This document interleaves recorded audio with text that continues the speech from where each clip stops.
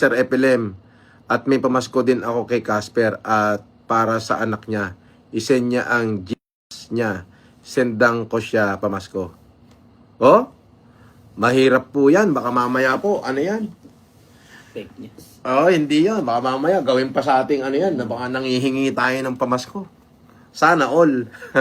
Kakabigay lang ng boss namin. Wag po. Maraming salamat po, ma'am. Apo. A few moments later. Magre-reach out. Ako mag-message sa inyo kung ayaw mo talaga. Si Casper na lang ang tutulungan ko. I'm giving him $450 today. If di siya pumayag, I won't bother. Sige ho, nasa inyo yan. Okay po. Maraming salamat po.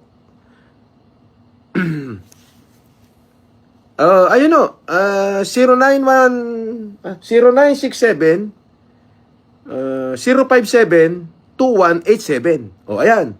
G number po yan.